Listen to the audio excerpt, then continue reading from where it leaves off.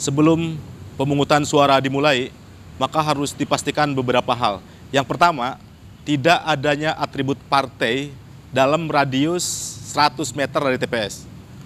Yang kedua, dipastikan bahwa daftar pemilih tetap, daftar pemilih tambahan, dan daftar pemilih khusus, serta daftar calon anggota legislatif tetap sudah tertempel di TPS. Nah, kemudian setelah itu semua dipastikan, baru kemudian pembukaan pemungutan suara pada jam 7 bisa segera dimulai. Kita mulai untuk pemungutan suara pemilu DPR, DPD, dan DPRD tahun 2014. Dan pemungutan suara pada pembukaan tersebut bisa dimulai dengan pembacaan sumpah para petugas pemungutan suara, kemudian juga bagaimana petugas pemungutan suara memperlihatkan kotak suara yang dibuka yang ada isi logistiknya sehingga logistik tersebut dalam keadaan tersegel.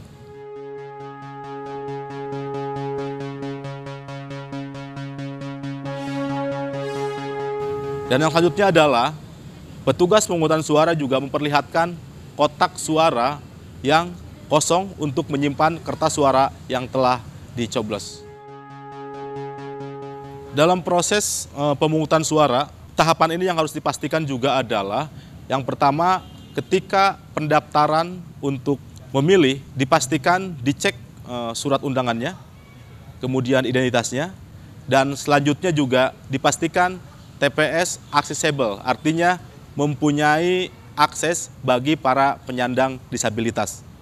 Sebelum pemanggilan pemilih, maka dipastikan juga saksi-saksi dari partai politik sudah ada, kemudian juga petugas KPPS sudah siap untuk melayani masyarakat dalam memilih, logistik juga dipersiapkan secara maksimal, dan dipastikan tidak ada intimidasi-intimidasi baik dari pihak petugas KPPS maupun dari petugas masyarakat yang lainnya.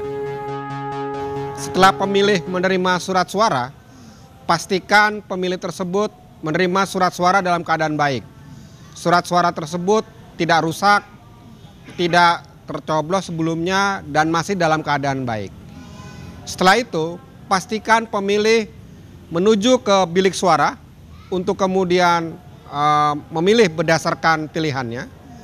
Pastikan bilik suara tersebut dalam keadaan di mana pemilih bisa memilih secara rahasia.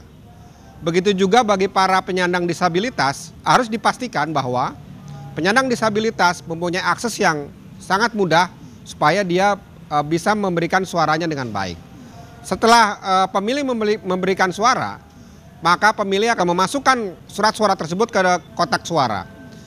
Begitu pula seperti halnya di bilik suara, dalam memasukkan surat suara ke kotak suara, para penyandang disabilitas harus dipastikan dapat memasukkannya secara baik. Apabila penyandang disabilitas mempunyai kesulitan, maka dia bisa meminta tolong kepada pendampingnya untuk kemudian memasukkan surat suara tersebut ke dalam kotak suara.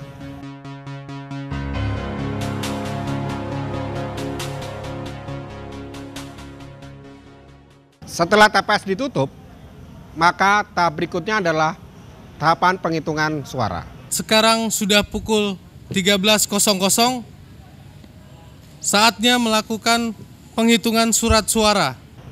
Untuk memastikan agar tidak terjadi manipulasi dalam tahap penghitungan suara, maka harus dipastikan bahwa penghitungan suara berlangsung di TPS dan dihadiri oleh saksi, pengawas, dan juga oleh pemantau.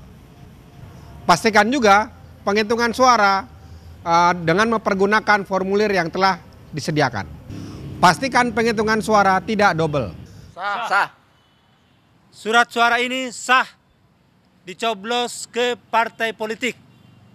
Pastikan tidak ada pemberian uang, makanan, atau barang apapun dari caleg atau partai politik, baik kepada pemilih maupun kepada petugas KPPS dalam proses penghitungan suara. Pastikan sisa surat suara yang tidak terpakai agar tidak disalahgunakan, agar supaya disimpan oleh KPPS.